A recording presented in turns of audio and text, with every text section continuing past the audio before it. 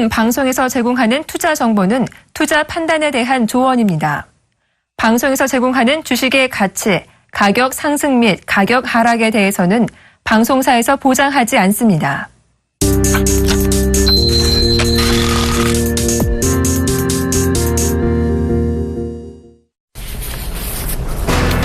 미국의 지난 1분기 GDP 성장률 잠정치가 연율 기준으로 전년 대비 0.2% 상승에 그쳤습니다.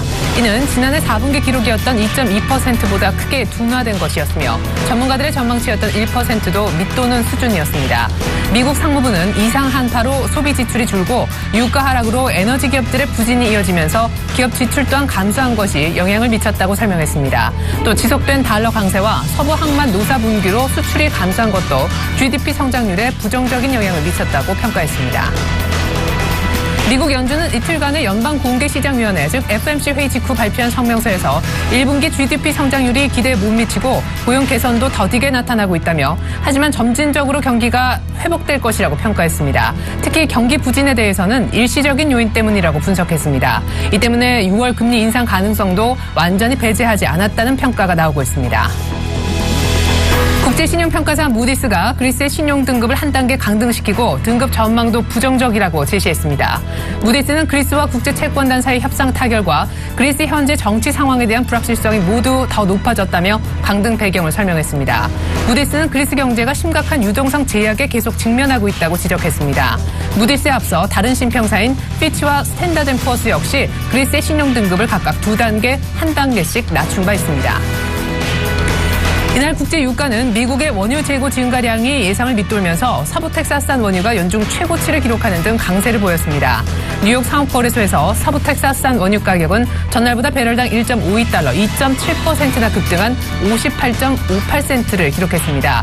이는 지난해 12월 12일 이후 최고치입니다. 미국 에너지정보청에 따르면 지난주 석유 재고는 190만 배럴 증가하는 데 그쳤습니다. 이는 애널리스트들의 전망치였던 230만 배럴 증가를 밑도는 것이었습니다.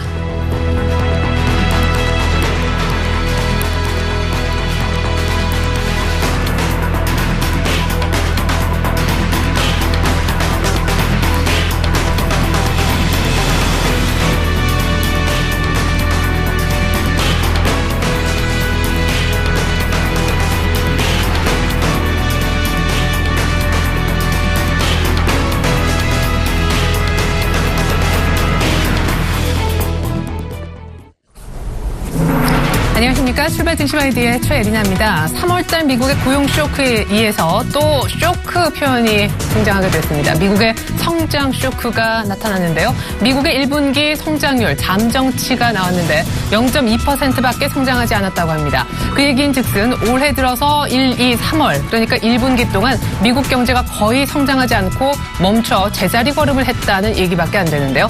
작년 4분기 미국의 성장률이 3분기에 5%였고요. 작년 4분기에는 한 2.2% 정도까지 성장을 했었는데 올 1분기 못해도 1% 정도 성장하지 않겠는가라는 것이 시장에 많이 낮춰진 눈높이였지만 이 눈높이조차 굉장히 거리가 멀게 맞추지 못하는 실망스러운 모습을 보여줬습니다. 재미있는 거는요. 미국에 이렇게 부진한 1분기 GDP 성장률 잠정치가 나온 날 4월 FOMC 회의도 끝이 났다는 점이 되겠는데요. 타이밍상 연준 위원들의 1분기 GDP 부진에 대한 설명이 있었습니다. 팩트는 1분기 GDP가 상당히 안 좋았다는 것이고 연준 위원들은 이것을 일시적이라고 분석했습니다. 날씨가 많이 추웠고 서부 항만에서 노사 분규가 일면서 파업했기 때문에 강달러 여파에다 이것까지 겹쳐 수출도 안 좋아질 수밖에 없었다라는 얘기인데요. 여기서 더 나아가서 시장은 해석을 하고 있습니다. 연준이 1분기에 성장 안 좋은 것을 일시적이라고 했으니 6월부터 금리 인상을 다시 시작할 수 있지 않겠느냐고요. 개인적으로 팩트까지는 맞지만 이렇게 논리를 한 발 더 나가서는 거에 대해서는 조금 무리가 있지 않나라고도 생각이 듭니다. 어쨌거나 1분기 GDP 성장률 안 좋은 거 보고 크게 빠졌던 뉴욕 증시는 낙폭을 일단은 줄였습니다. 마감가 함께 보시죠. 네, 다우지수가 일단 0.4% 정도 빠졌습니다. 18,000선은 그래도 지켰고요. 나스닥의 하락폭이 조금 더 컸죠. 0.6% 정도 빠진 모습. 그리고 마지막으로 S&P 500 역시도 한 0.3% 정도 조정을 받았습니다만 각각 마디지수인 18,000 그리고 5,000, 2,100선 정도는 지켜주는 그런 모습이 나타났죠. 이번엔 유럽입니다. 뭐 유럽도 나름대로 제품을 만들어서 미국에 수출을 해야 되는데 미국의 1분기 성장률이 이렇게까지 떨어지니 경제 엔진이 식는 것에 대한 우려가 있었겠죠. 특별히 독일이 민감하게 반응했습니다. 독일의 닥스 30지수가 3%나 급락하는 그런 모습을 연출시키고 있는데요. 프랑스도 2% 중후반까지 빠졌고요. 상대적으로 영국의 FTSE 100지수가 1% 정도 양호한 조정을 받고 끝이 났다라고 보여집니다.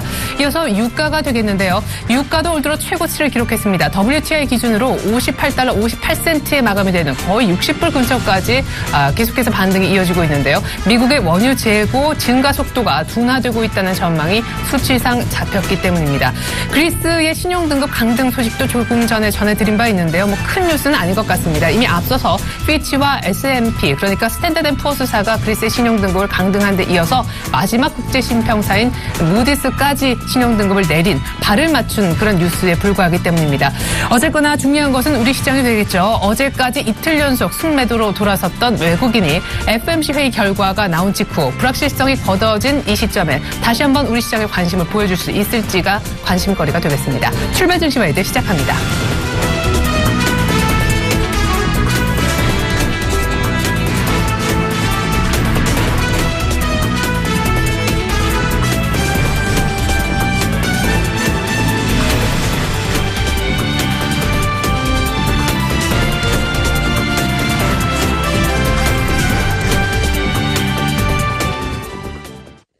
경제학자에게 듣는다. 오늘은 서강대학교 경제대학원 김영익 교수님과 얘기 나눠보겠습니다. 교수님 안녕하세요. 예, 안녕하십니까. 네, 미국의 1분기 GDP 성장률이 예상보다 크게 둔화된 상태로 나왔더라고요. 0.2% 성장, 소비, 수출, 투자 모두 부진했다고요?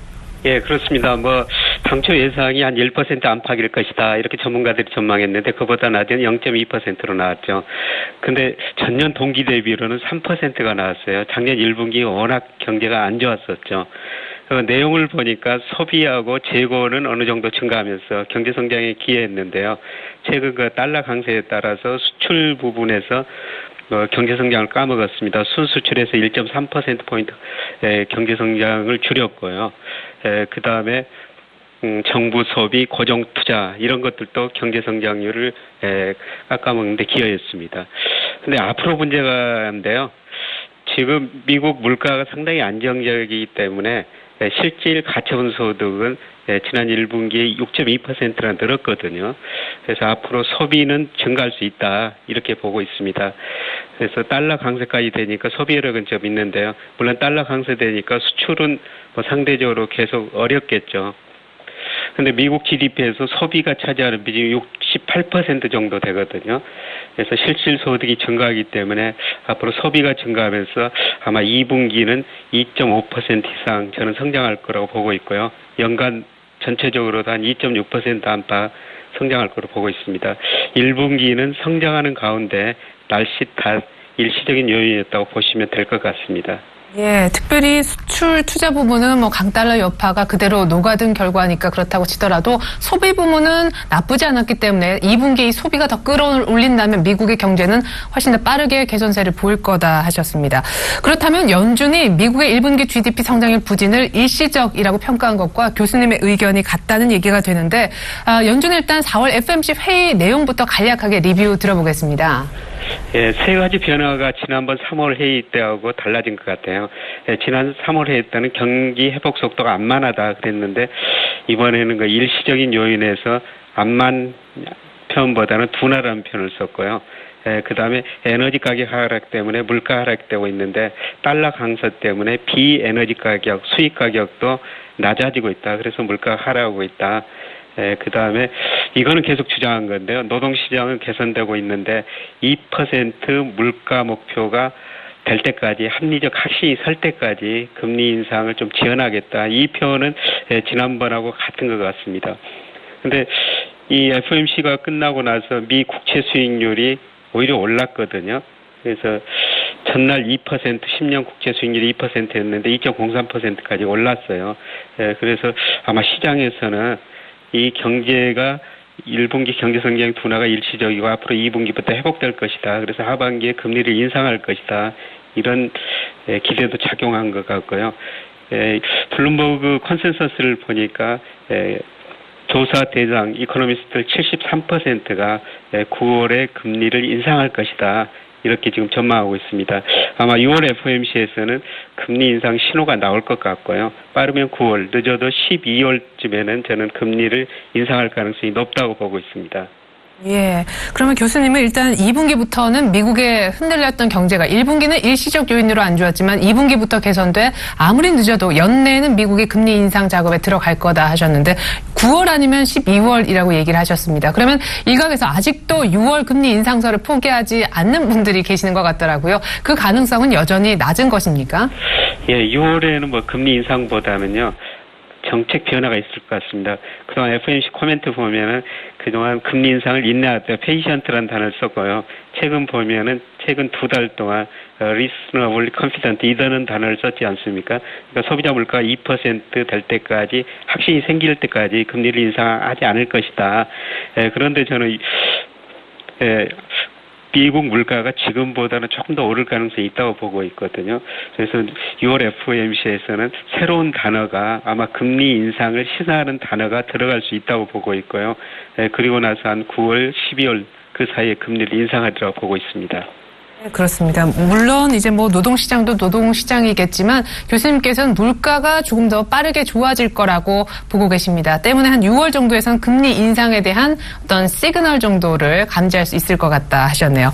자, 오늘 그리고 BOJ 회의 일본 쪽에서도 비슷한 회의가 열려서 금리 정책 그리고 통화 정책 전반의 결정이 있을 텐데 어떻습니까? 추가 양적 완화가 이번 회의에서 또 한 번 나올 수 있을까요? 뭐 상대적으로 조금 여유가 있다. 이번에 굳이 추가 양적 완화 안 해도 된다 의견도 나오던데요.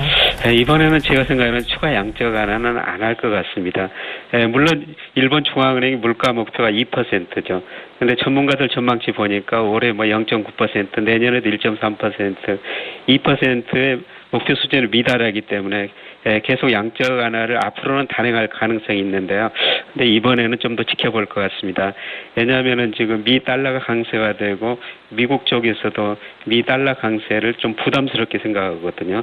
그래서 이번 1분기 경제 성장도 보면은 수출이 감소해가지고 경제 성장이 떨어졌고요. 그 FOMC 코멘트를 보더라도 지난번에 수출 증가세가 둔화되고 있다 이런 표현을 썼는데 이번 보니까 수출이 감소했다 직설적으로 이렇게 표현하고 있거든요.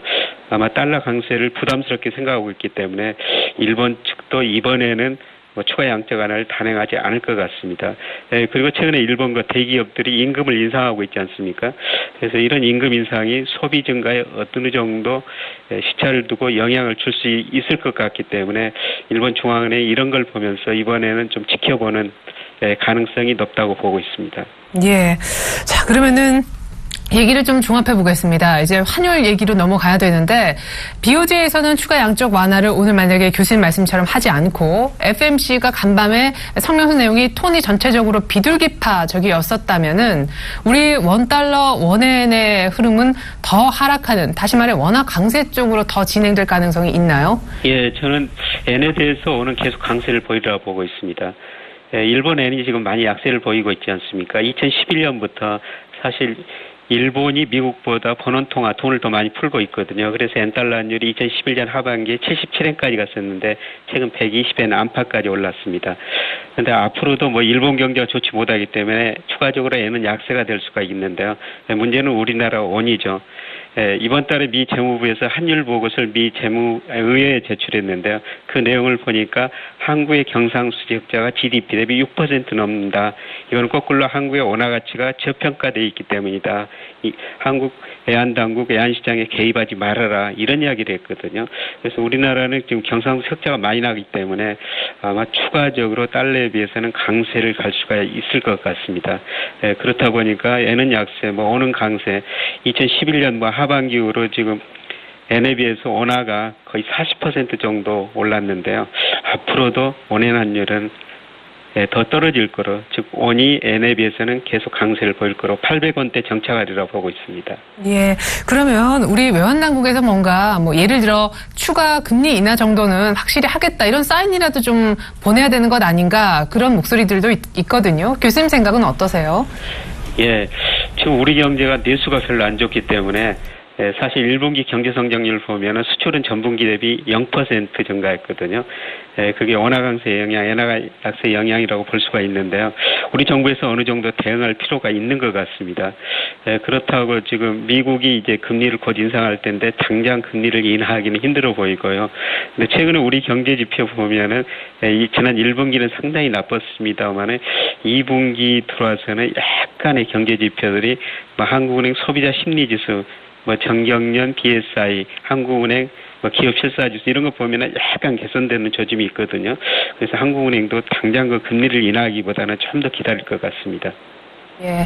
그러면 뭔가 해야 되는데 금리 인하까지는 할 상황이 아니고 뭐 하는 측면에서 어떤 카드들이 있을까요? 그러니까 직접적으로 애한시장 개입할 수는 없고요. 그러니까요. 예, 간접적으로 스무딩이라고 그러지 않습니까? 네네. 환율이 지나치게 변했을 때 일시적으로는 시장에 개입할 수 있다 이렇게 볼 수가 있는데요. 근데 그게 과연 효과가 있을 것인가? 기본적으로 일본 펀더멘탈보다는 상대적으로 그래도 우리나라가 낫거든요. 그리고 아까 말씀드렸습니다만은 우리나라 경상수역자가 GDP 대비 6%가 넘는데요. GDP 대비 6%가 넘는 나라는 그렇게 많지 않습니다. 독일, 사우디아라비아 이런 몇 나라들인데요. 이 경상수역자가 사실은 우리나라 구조적인 문제입니다. 가계가 과거보다 저축을 늘리고 기업은 투자를 않기 때문에 이렇게 나타나는 건데요. 근데 미국 측에서는 표면적으로 경상도 흑자가 높게 나타나고 있기 때문에 계속 한국의 원화 가치가 올라야 된다 이런 주장을 할 거라고 보고 있기 때문에 어쩔 수 없이 그냥 엔화에 비해서는 원화는 계속 강세 추세라고 보고 있습니다.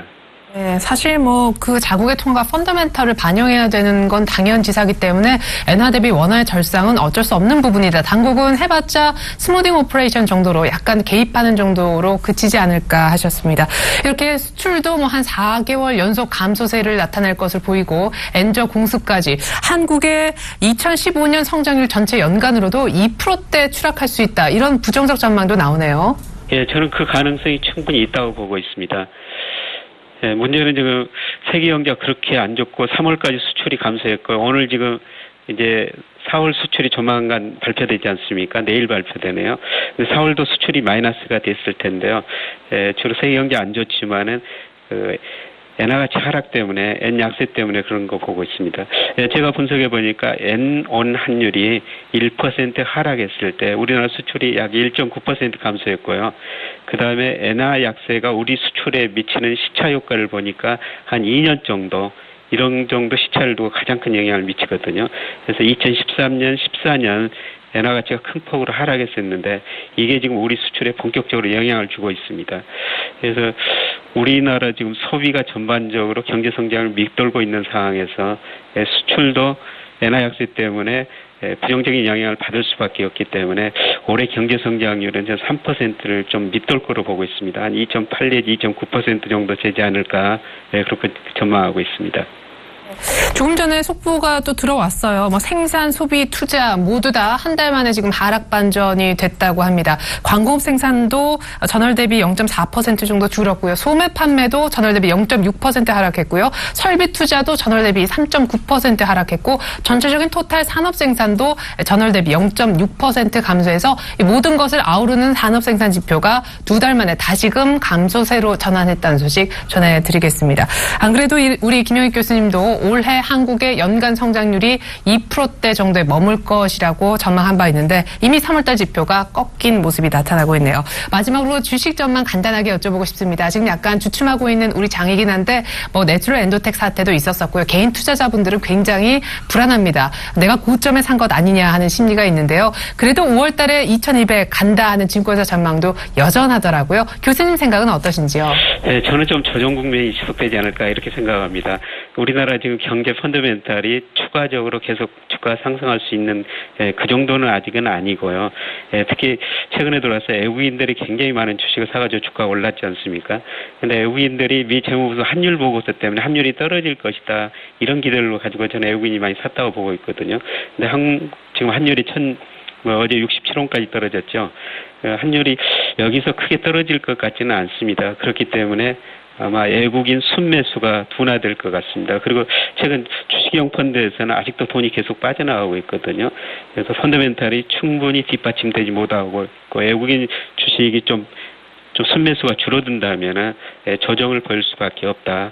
그래서 5월 장세는 3, 4월처럼 계속 오르는 것보다는 좀 조정을 거치지 않을까 이렇게 생각하고 있습니다. 네, 당초 5월은 셀인메이라는 격언이 있을 정도로 원래 전통적으로 장이 좋지 못한 모습인데 이번에도 5월 달에 급락은 아니겠지만 조정은 조금 더 이어지지 않을까. 조정 장세 연장으로 분석 들어봤습니다. 지금까지 서강대학교 경제대학원 김영익 교수님의 분석 있었습니다. 교수님 잘 들었습니다. 감사합니다. 네, 고맙습니다.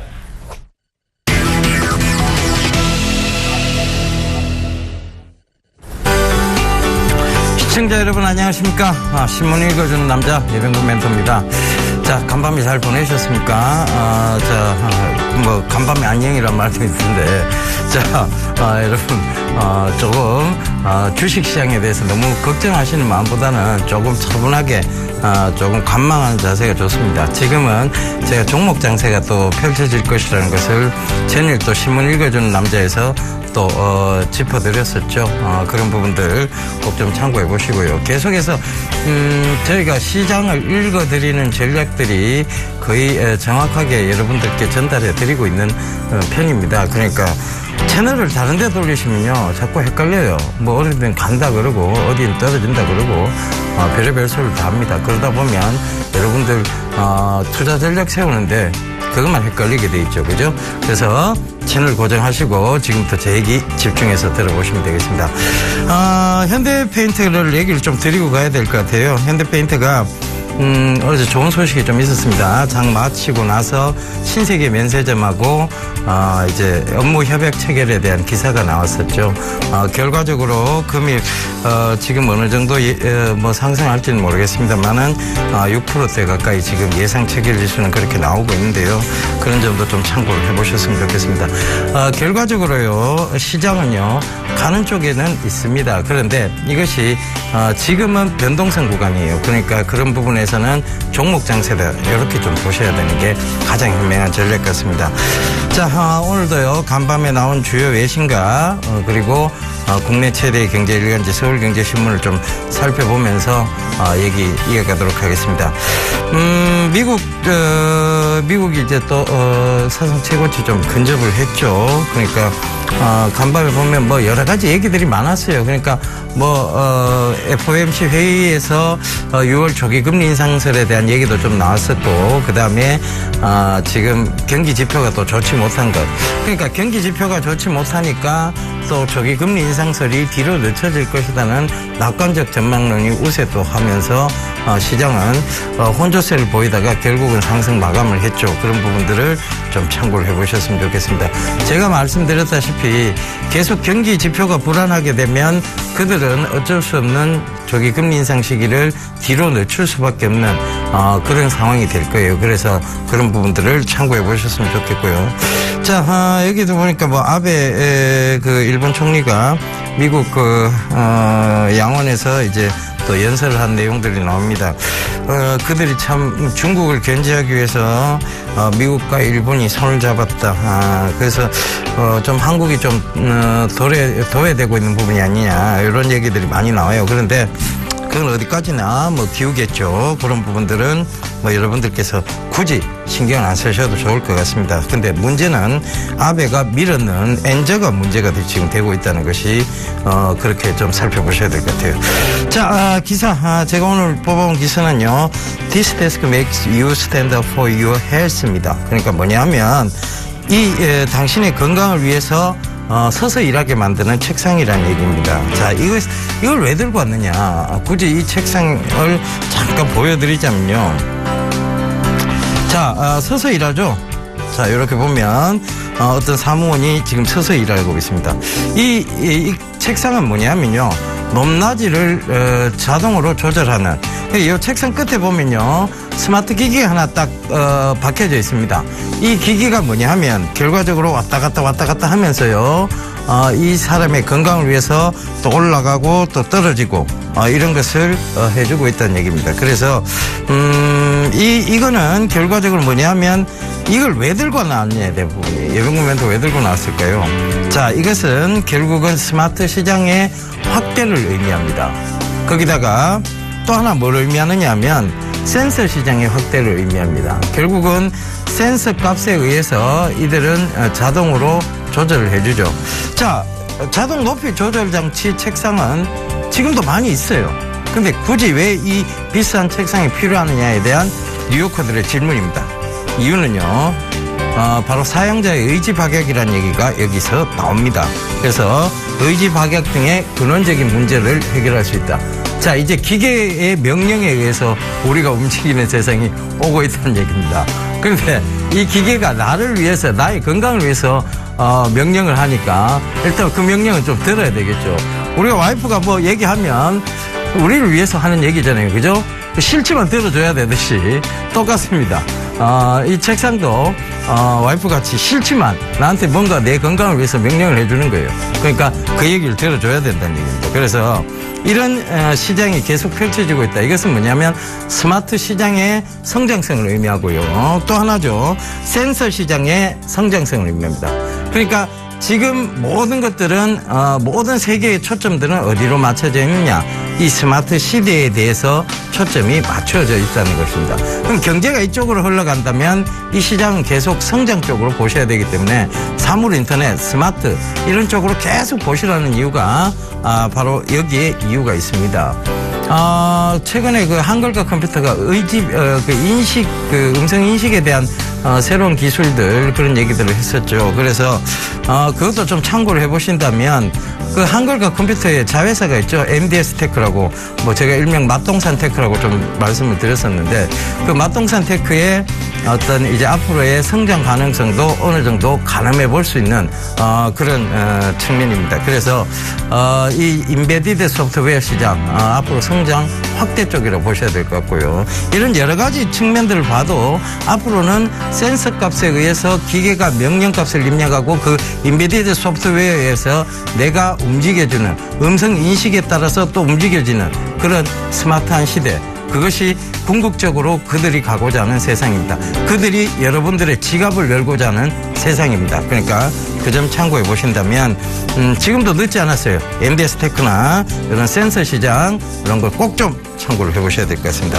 자, 국내 최대 경제 일간지 서울경제신문을 좀 살펴보면서 얘기해도 재보선에서 압승을 했습니다. 한나라당이요. 자, 빨간 물결이 지금 서로 악수하고 난리 났습니다. 그죠? 그런데 자, 이렇게 되니까 문재인 후보가 좀 소외됩니다. 그죠? 지금 김무성 후보 관련주들이 또 오늘 테마주로 좀 극성을 부릴 확률이 더 높아졌다. 디지털 조선이라든가 이런 대표적인 주식들 있죠. 자, 이렇게 압승까지는 예상을 못했는데 4곳 중에 3곳이 새누리당이 승리를 했고요. 한 곳은 무소속 의원이 승리를 했습니다. 그 점도 참고를 해보십니다. 오늘 주식시장에 요거는 영향을 좀 미칠 사안이 아닌가 싶어서 잠깐 짚어드렸습니다. 자, 제가 뽑아온 기사 살펴보면서 얘기 이어가도록 하겠습니다. 갤럭시 S6 베스트셀러 자신 반도체에 10조 플러스 알파 투자. 자, 초격차를 유지하겠다. 이런 얘기가 나옵니다. 자, 갤럭시 S6 효과로 IM 영업이익이 지금 40%가 올랐고요. 애플 제치고 글로벌 1위 우뚝 섰다. 이런 얘기 나오죠. 자, 반도체도 상승 기류를 이어가고 있다. 자, 생활가전 쪽에서만 4년 3개월 만에 적자가 났는데 SUHD TV입니다. 슈퍼 UHD TV로 판매로 반전을 기대하고 있다는 얘기가 나옵니다. 자, 삼성은요, 이 반도체 쪽하고 그다음에 앞으로 이런 쪽에 반도체 그리고 스마트 기기 이런 쪽에 더 집중할 생각을 가지고 있다는 겁니다. 그래서 반도체 쪽 여전히 앞으로 성장성을 의미하죠. D램, 모바일 D램, 그리고 DDR4 이런 것에 대한 성장성을 어느 정도, 그리고 이들이 삼성전자 이쪽으로 집중한다면 그쪽에 대한 수혜주들이 분명 나올 수밖에 없는 상황입니다. 그래서 그 부분도 꼭 좀 참고를 해보셔야 될 것 같아요. 그리고 자, SUHD TV에 대한 부분도 투자 확대에 대한 얘기가 나오고 있기 때문에 이 부분도 분명 지금 시장에서 영향을 미칠 것이라고 저는 보고 있습니다. 그래서 반도체 관련주 계속 지속적으로 좀 보셔야 돼요. 지금 변동성은 좀 나오고 있지만 반도체만이 유일하게 지금 실적이 제대로 나오는 쪽으로 가고 있습니다. 그러니까 그럼 반도체를 안 보고 뭘 보겠다는 얘기입니까? 그죠? 전자 쪽이 결국은 실적이 뒷받침, 즉, 밸류에이션이 뒷받침이 되면서 상승할 수 있다는 것을 참고를 해 보셔야 될 것 같아요.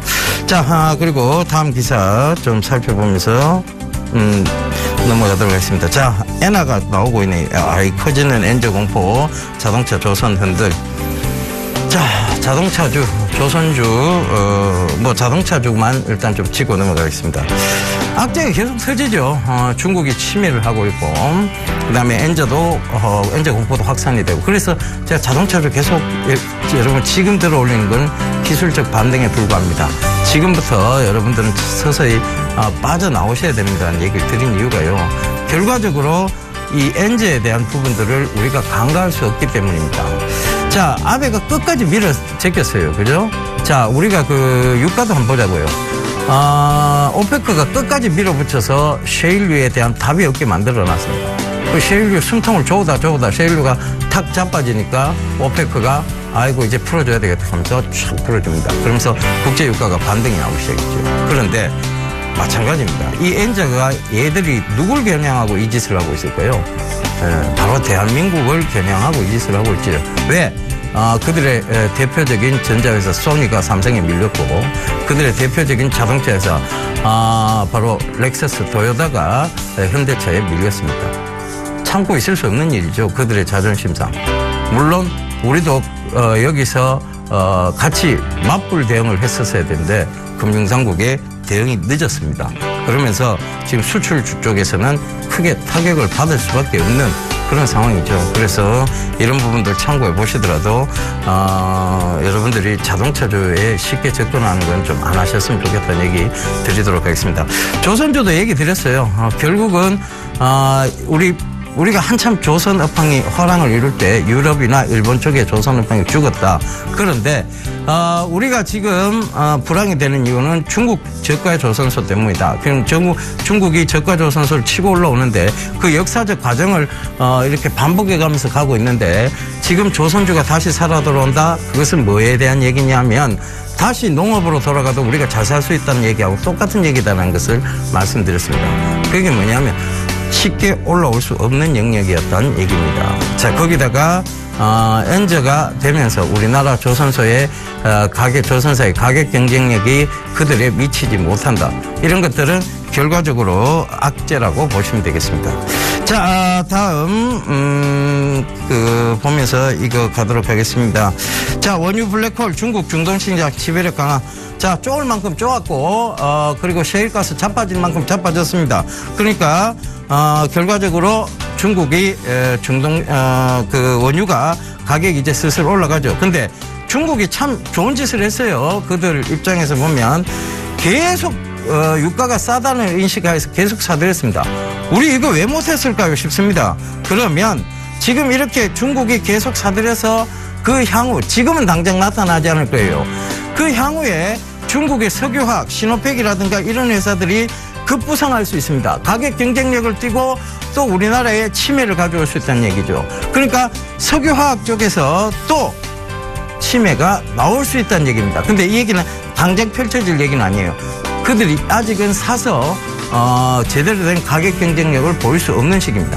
그렇다면 지금 이제 서서히 유가가 반등을 주고 사우디 예멘 사태까지 또다시 불거지면서 유가의 반등폭이 조금 더 급격하게 이루어질 것으로 보입니다. 이번에 반등폭을요 거의 한 80불 선에서 국제시장에서는 보고 있던데 그 80불 선까지 올라가면요, 자, 이들은 지금 사놨던 원유가 가격 경쟁력을 가지게 됩니다.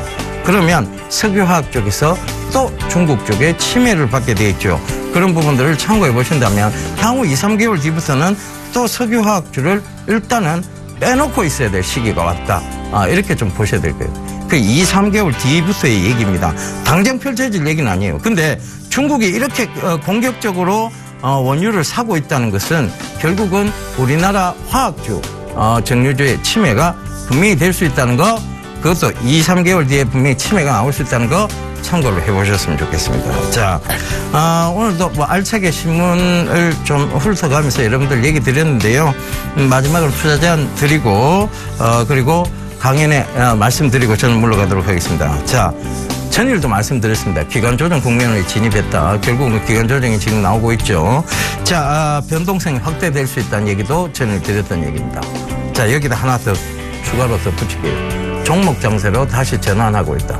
저 점 참고해 보셨으면 좋겠습니다. 자, 강연회를요, 내일, 그리고 내일 이제 금요일이죠. 내일하고 토요일, 양일간 합니다.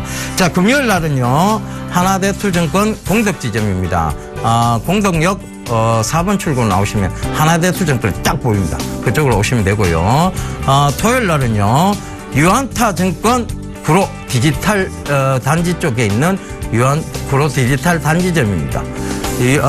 자, 토요일 날 유한타증권 구로 디지털 단지입니다. 그 지점에 오시면 되겠습니다. 자, 제가 어제 구로 털칼 뻔해서 참 많이 우셨는데, 자, 일단은 그쪽으로 오시면 돼요. 시간은 금, 토 둘 다 오후 2시입니다. 문의 전화는 1577-7451이고요. 참가비는 동일하게 무료입니다. 많이들 오셨어요. 하반기 주도업종, 주도업 종목 이런 것들 여러분들 체크 한번 해보고 가시길 당부드리겠습니다. 자, 저는 이만 물러가도록 하겠습니다. 감사합니다. 이병군이었습니다.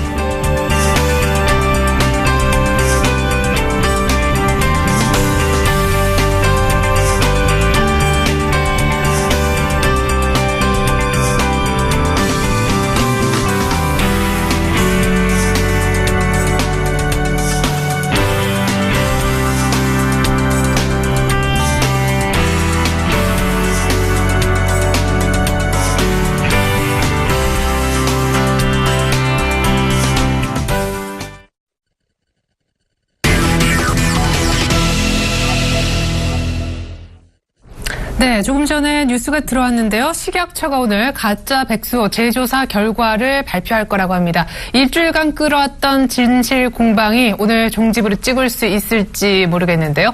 결과 나오는 대로 저희가 속보로 전해드리도록 하겠습니다. 일단 예정은 오늘 미루고 미뤄져서 오늘 나오는 거죠. 오늘 오전 중에 나온다고 하니까 저희가 방송 중에 뉴스가 들어오면 속보로 속속 전해드리겠습니다. 시황의 대가 모시고 국내 시장에 필요한 전략 짜보겠습니다. 오늘은 아데나 투자자문 신승용 대표님 만나보겠습니다. 대표님 안녕하세요. 네, 안녕하십니까. 네, 자, 시장이 나흘 연속 쉬었는데 어제는 삼성전자가 조금 올랐음에도 밀렸습니다. 조선과 건설, 이른바 수주 베이스로 하는 섹터가 실적 발표를 기점으로 크게 조정을 보였기 때문이 아닌가 싶은데 시장부터 리뷰 들어보겠습니다. 네, 어제 말씀하신 그대로 시장 금요일 좀 엇갈리는 그런 모습이었다 말씀을 좀 드려보겠습니다. 일단 삼성전자는 상승하는 그런 마감 나타났는데요. 제가 어제 아침에 이런 말씀을 드렸었죠. 삼성전자 실적은 긍정적이다 하지만 전반적인 지금 현재 시장 환경, 실물 시장에 그러니까 핸드폰 시장, 스마트폰 시장의 환경 자체가 그렇게 녹록지는 않기 때문에 일시적으로 끝날 가능성 분명히 있다는 거. 오히려 중립적인 견지에서 삼성전자는 계속해서 바라보시는 게 조금은 좀 낫지 않을까라는 그런 말씀을 좀 드린 바가 있었고요. 건설이나 조선 같은 경우 계속 이제 그 매수 관점으로 우리 시청자분께 말씀을 좀 드려왔는데 어제 같은 경우 조금 좀 엔저의 영향 그리고 전체적인 실적에 대한 우려감 부분. 일단 1분기 실적은 좋을 수 없다라는 부분 이미 말씀드린 바가 있었습니다. 우리가 기대하고 있는 부분은 오르진 않은 업종이지만 2분기 이후에 실적이 기대되는 덜 오른 업종을 찾아보자라는 그런 관점에서 이제 조선주를 계속 이제 추천드리고 있다라는 점. 이 부분 계속해서 지금 현재도 유효하다라는 것 다시 한번 우리 시청자분께 지금 강조를 해드리겠습니다. 어제 글로벌 시장 하락 마감하는 그런 모습이었죠. 지금 현재 시장 환경의 가장 중요한 핵심 화두 미국 시장을 제외한 유럽 시장도 그렇고요. 우리 시장, 일본 시장, 중국 시장 모든 어떤 미국 시장을 제외한 다른 시장의 가장 중요한 핵심 화두는 뭐니 해도 환율 부분이다라는 부분 다시 한번 좀 강조를 해드리겠습니다. 유로존 시장이 급락한 가장 큰 배경 역시 유로화의 상승으로 지금 평가가 되고 있고요. 우리 시장 역시 엔원 환율의 어떤 그런 그 변화 부분 좀 변동성 부분이 지금 현재 경기 민감주를 중심으로 해서 시장에 지금 발목을 붙잡고 있다라고 정리를 해드릴 수 있을 것 같습니다. 조선건설주 어제 같은 경우 좀 급락하는 그런 모습 나타났죠. 현대중공업 일단은 좀 상승하는 그런 모습이었지만 단기내 하락하면서 5%대의 하락으로 마감을 했고요. 금호산업 같은 경우도 말씀을 안 드릴 수가 없을 것 같습니다. 일단 뭐 유찰이 되었다라는 부분들 거의 하한가에 가까운 그런 마감 보였다는 거. 하지만 그 양호한 실적을 나타낸 기업들 효성 상한가까지 들어갔고요. 그리고 한국항공우주 지속적인 상승세 지금 나타나고 있습니다. 그리고 대한유화, 롯데케미칼에 이어서 지금 화학업체들 대부분 지금 실적이 양호한 실적을 지금 나타내면서 실적 발표 직후에도 꾸준히 오르는 그런 모습들 나타나고 있다라는 걸 계속 유심히 우리 시청자 여러분 주목하셔야 될 듯합니다. 그래서 이제 호텔 신라 같은 경우 두 가지 이유죠. 중국계 그 면세점 진출 관련 뉴스가 있었고 또 한 가지는 이제 지금 한국으로 계속 그 노동절 연휴 오늘부터 이제 시작되는 중국의 노동절 연휴죠. 한국으로 유입되는 관광객들이 한국으로 유입돼야 되는데 오히려 N절을 기회 삼아서 일본 쪽으로 지금 많이 방향을 돌리고 있다라는 그런 어떤 그 보도들 지난 주말에 우리 시장에서 다들 접하시지 않았나 이렇게 좀 생각을 합니다. 근데 하지만 그럼에도 불구하고 조금 좀 너무 좀 하락폭은 좀 크지 않았나라는 그런 생각이 좀 많이 든다라는 거 다시 한번 좀 말씀드리고요. 앞서 서두에 말씀하셨습니다만 우리 최은혜 안께서 말씀하셨습니다만은 내추럴 엔도텍 어제 하한가 마감을 했죠. 과연 오늘 어떤 발표가 나올지. 근데 제 생각은요. 어떤 발표가 나오건 상관없이 조금은 계속되는 어떤 흔들리는 그런 상황은 지속될 수밖에 없을 것이다라는 것. 우리 시청자 여러분 조금 좀 보수적인 견지에서 내추럴 엔도텍은 계속해서 좀 지켜봐 주셨으면 하는 그런 마음입니다. 시장의 핵심 변수로 앞서서 환율을 짚어주셨는데 특별히 원엔 환율이요. 그 환율에 오는 민감도 있게 움직일 만한 뉴스가 간밤에 있었죠. 일단 4월 FOMC 회의가 열렸고 하필이면 그 타이밍에 아주 안 좋은 미국의 1분기 성장률이 나왔습니다. 저는 수치 보고 깜짝 놀랐는데 FOMC 회의에서 연준들의 평가는 일시적으로 부진한 거다 이렇게 얘기를 했더라고요. 일단 어떻게 보셨는지요? 네, 이제 문제는 이렇습니다. 그 달러화의 초강세 국면 때문이다라는 평가가 매우 우세하다라는 것. 그래서 직접적으로 얘기는 안 했지만요. 이때까지 계속해서 시장 내 흘러나오는 얘기들 그리고 지난 4분기 이후에 미국 주요 기업들의 실적 둔화 부분의 가장 큰 배경이 결국엔 달러화의 초강세 국면이 지속되었다라는 점. 이런 부분으로 봐서 금리 인상 시점이 조금은 좀 더 연기될 가능성에 시장에 어떤 그 중심점이 좀 이동하고 있다라는 부분 계속되는 보도가 나오고 있고요.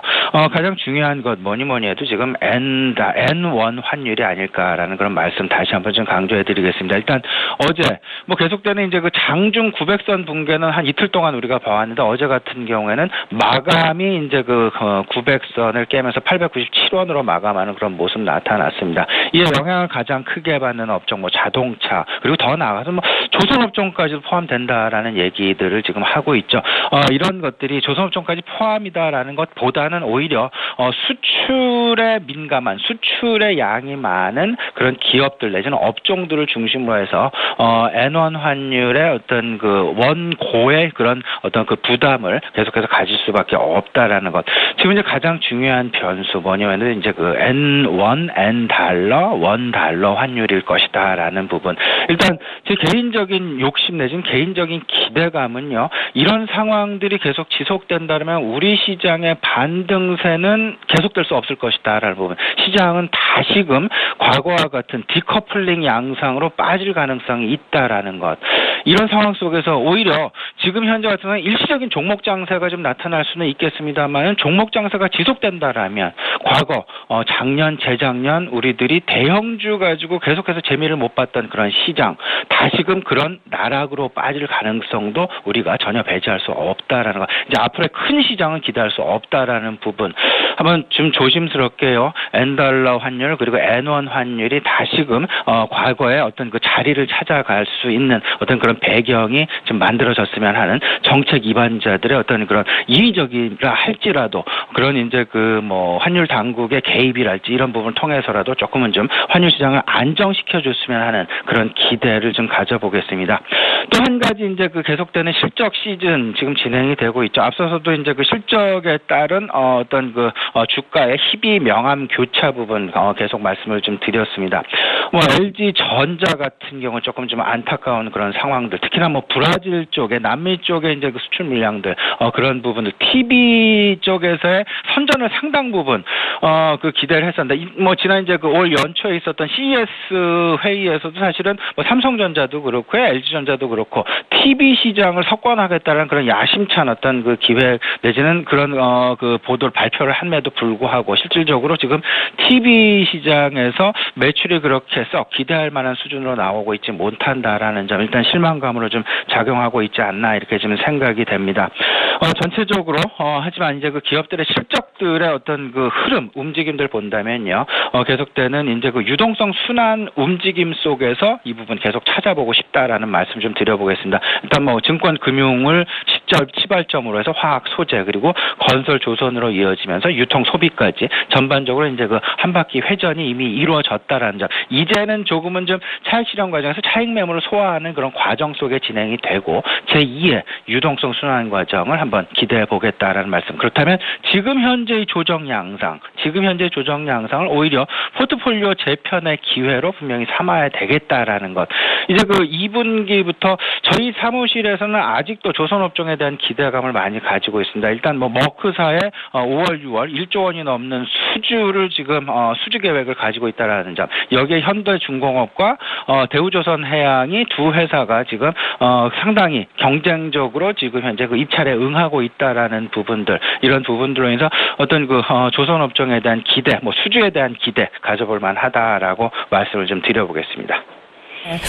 그래요. 조선이 어제 좀 흔들렸지만 조선 쪽 괜찮다라는 쪽 여전히 비율을 유지해 주셨는데, 앞서서 지금과 같은 원화의 어떤 엔화나 달러화 대비 절상, 강세가 지속된다면 사실 여기서 추가적인 레벨업 큰 장이 들어서는 상당히 무리가 있어 보인다라고 하셨는데, 때문인지 모르겠습니다. 최근에 환율 얘기들이 워낙 많고 그것 때문에 이제 많이 걸려서 못 가는 종목 섹터가 나오다 보니까 이제 환율 관련해 수출주 머리 아프다, 내수주 보자 하는 전략들도 많아요. 대표님은 전략 어떻게 세우실 거죠? 저는 아직까지는 뭐 내수주의 상승도 만만치 않았습니다. 실질적으로 수출 민감주들이 오르기 바로 직전에 가장 큰 상승률을 유지했던 업종이 내수주였습니다. 작년 한 해 내내 내수 뭐 음식료를 비롯해서 뭐 화장품까지도 해가지고 내수 소비주에 대한 관심이 상당 부분 크게 나타났었고, 이미 그 주가의 수준도 상당 부분 올라와 있다라는 것. 지금 현재는 조금 좀 조정 양상에 들어가지 않나 이렇게 생각이 되는데, 일시적으로 저는 뭐 가능할 것이다라는 그런 생각은 같지만, 하지만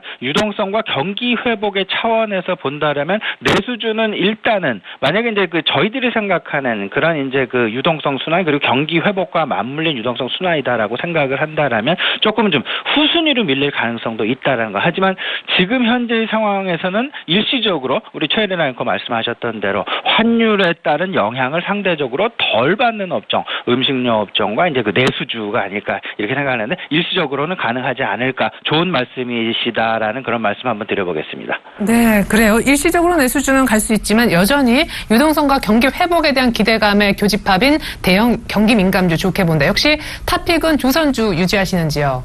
네, 맞습니다. 조선주 쪽 지금 뭐 화학주, 우리 시청자 여러분 뭐 화학주 계속 지금 현재 뭐 50%가 넘는 상승을 보였는데, 여기서 추가적인 상승을 볼 것이냐 말 것이냐라는 부분, 오히려 이제 그 낙폭 과대하면서 지금 긴 어둠의 터널을 지금 뚫고 나오려는 그런 움직임, 태동이 보이고 있는 그런 업종이 가장 마음 편하게 접근할 수 있는 그런 업종이 아닐까, 그런 업종, 대표적인 업종이 조선업종이 아닐까, 우리 시청자 여러분께 다시 한번 좀 말씀 좀 드려보겠습니다. 신소영 대표님이 말씀하셨던 포인트에서 아마 조선이나 특별히 화학주 접근하셨다면 지금 아직까지도 여유 있게 수익이 많이 난 상태일 거라고 믿습니다. 여전히 조선과 화학, 경기민감 대형주 좋게 보셨습니다. 신소영 대표님 감사합니다. 네, 감사합니다.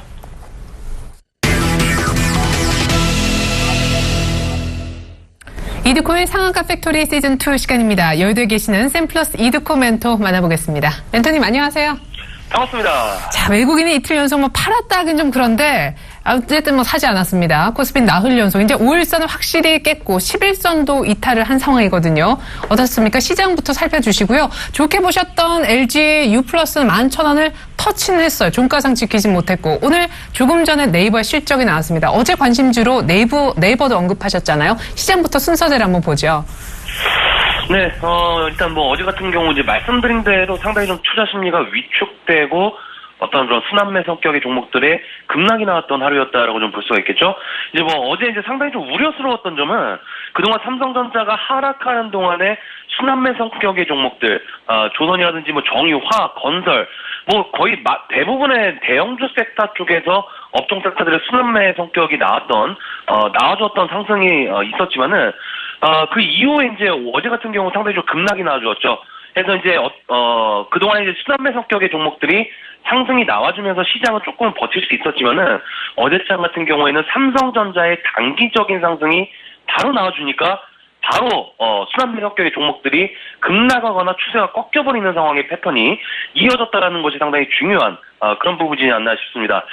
자, 그리고 이제 계속적으로 시장을 고점부터 강조되었던 부분들 5일선과 11선 역시 단기적인 투자 심리선이 어제 이제 11선이 이탈된 상황에서 시작을 하다 보니까 상승을 해도 5일선에 대한 저항을 받는 모습들이 나와주었던 그런 상황이었기 때문에 투자 심리가 아슬아슬한 상황에서 오늘도 11선과 5일선에 대한 저항을 받을 수가 있는 그런 모습이기 때문에 안착이 상당히 좀 중요한 그런 부분이지 않나 싶고요.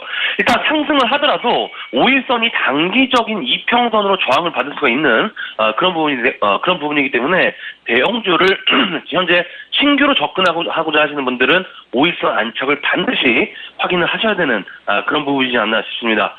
자, 결국 이제 예상된다라고 말씀드렸던 하락의 패턴이 나와줬던 그런 상황이죠. 계속 5일선이 무너지게 된다면 단기적으로는 11선 지지, 그리고 정강후약의 패턴으로 11선이 이탈된다라고 했을 때 투자 심리 위축된 모습으로 하락할 수 있는 모습들, 그리고 21선 지지, 결국 이 패턴이 계속적으로 그동안 나왔던 상황이거든요.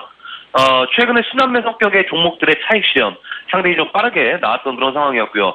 그리고 좀 찜찜한 것들이 수급적인 부분들, 그러니까 그동안에 외국인들이 상당히 좀 매수세가 강했던 어떤 그런 상황이었지만은 외국인들의 매수세가 적어지고 어제장 같은 경우도 오전장에 수급 상황을 요 며칠 체크를 해보면은 기관들이 오전장에 자꾸 매수에 들어옵니다.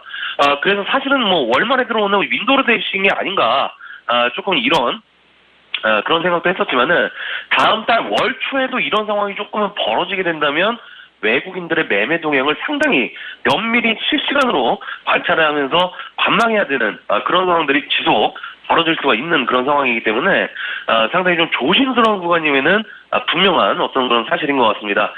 자, 해서 이제 결국 이제 내일 휴장이기 때문에 한 주를 마감하는 주봉 차트, 한 주를 마감하는 주봉 차트 같은 경우에도 음봉 마감하게 될 확률이 높은 그런 상황이 되겠습니다. 이번 주에 캔들의 형성했던 시가가 2169포인트 정도. 오늘 뭐 급반등이 나오지 않는 조금은 양봉을 나오기에는 힘든 그런 지수 상황이죠. 그리고 지수 하락 시에 이곳의 지지는 반드시 나와줘야 된다라고 좀 말씀드렸던 주봉상 5주봉선이기 때문에 일단 5주봉선의 지지, 그리고 주봉상 음봉의 캔들이 좀 나와줬기 때문에 앞으로 주봉상 캔들적인 부분들도 투자 심리에 상당한 악영향을 조금은 끼칠 수 있는 그런 부분이지 않나, 이렇게 좀 참고를 하시면 좋을 것 같습니다. 자, 어제 이제 종목들은 코스피 시장에서 대부분의 종목들이 하락이 좀 나와줬던 그런 상황이었죠. 조정시 매수 관점으로 보자라고 말씀드렸던 네이버 같은 경우, 자, 어제 이제 기관들의 어떤 기관들의 매수세가 좀 들어왔던 상황이었습니다. 기관 매수세의 상위 종목으로 들어올 만큼 매수세가 들어왔던 그런 상황이었는데 어제 한 1.7% 정도 하락하는 모습이 나오다가 종가에는 1% 정도로 마이너스 1% 정도로 마무리 짓는 그런 모습이 좀 나와주었죠. 일단 수급적으로도 개인들은 매도를 하는 모습이 지속적으로 나와주고 있는 그런 상황이 되겠는데, 자, 일단 오늘부터 상당히 좀 중요한 그런 구간에 들어왔다라고 좀 볼 수가 있을 것 같습니다. 일단 5일선은 유지를 하는 그런 상황이기 때문에 5일선과 11선 정도의 구간 지지 체크하시면서 지속 저점 매수적인 부분들 확인을 하셔야 되는 그런 부분이지 않나 싶고요. 자, 일단 뭐 실적 발표가 지금 나와줬죠. 실적 발표가 조금 잘 나온 그런 상황이죠. 전년 동기 대비 한 3% 정도 상승하는 그런 모습들이 좀 나와줬기 때문에 금일 5일선에 지지하면서 한번 슈팅 한 번쯤은 기대해 볼 수 있는 그런 구간이지 않나 싶습니다. 자, LG U+도 좀 마찬가지의 관점으로 좀 보시면 되겠죠. 가만히 보면 두 종목 모두 어떻게 보면 경기 방어 쪽의 팩터라고 좀 볼 수가 있겠는데, 자, 중요한 것은 어제 LG U+가 오전장에 한 2.7% 정도 급등이 나오면서 다른 종목들이 좀 하락이 나와줄 때 상당히 강했던 그런 출발 상황이었지만은 시장의 투자 심리가 조금은 꺾이게 되면서 동반 61선에 돌파하지 못하고 기관들의 어떤 그런 매도세가 마이너스로 전환하게 되는 그런 모습들, 상당히 조금은 당황스러웠던 패턴들의 모습들이 좀 나와주었던 그런 상황이기 때문에 어제 기관의 매도세 그리고 금일은 일단 5일선이 이탈된 상황으로 좀 나와주었기 때문에 1450원의 지지 그리고 5일선 회복이 상당히 단기적으로 중요한 그런 부분이지 않나 싶습니다. 자, 결국 이제 현재 시장은 투자 심리가 조금 위축되고 찜찜한 구간에서 위축될 수 있는 구간인 것 같습니다. 코스피, 코스닥 모두 아랫꼬리를 달면서 현재 21선, 양 시장 모두 21선 지지 패턴이 현재 나오고 있지만은 이 지지 라인이 쉽사리 강하게 지지된다라고 보장할 수가 없는 그런 구간이기 때문에 자, 이럴 때 자신 없으신 분들은 쉬시는 게 가장 좋을 것 같습니다. 어차피 조정은 필연적인 그런 상황에서 자칫 잘못 크게 물리면서 고점 특히 이제 상승하는 종목들 따라잡다는 고점에서 물릴 가능성이 상당히 높은 그런 구간이기 때문에 너무 단기적인 수익 쫓지 마시고 자, 시간 많습니다. 현재 이제 큰 수익을 못 보신 분들도 계속 이제 말씀드리는 것이 다음 사이클을 준비하는 그런 섹터에 집중을 하시고 지속 공부하신다면은 더욱 조금 더 시장을 바라보는 시각이 달라지지 않을까라고 좀 말씀을 드리면서 정리를 해드리도록 하겠습니다. 오늘 사학과 팩토리는 여기까지입니다. 고맙습니다. 네, 쉬는 것도 전략이다 하셨습니다. 코스피 5일선이 확실히 지지되는 걸 보고 대형주를 사더라도 사자 하셨고요. 기관이 오전장만 사고 오후장에서 매도로 돌변하는 패턴이 이어지고 있기 때문에 외국인 수급도 면밀한 모니터링이 필요하다 하셨습니다. 지금까지 샘플러스 이두코 멘토의 의견 들어봤습니다.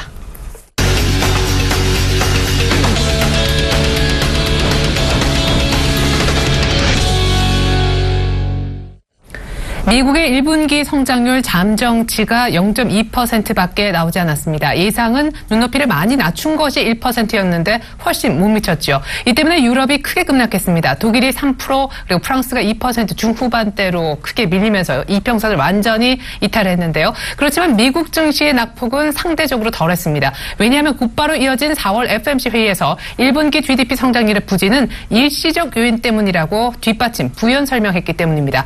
오늘 외국인들 다시 돌아와 줄까요? 잠시 후 저는 출발 증시 와이드 2부로 오겠습니다. 고맙습니다.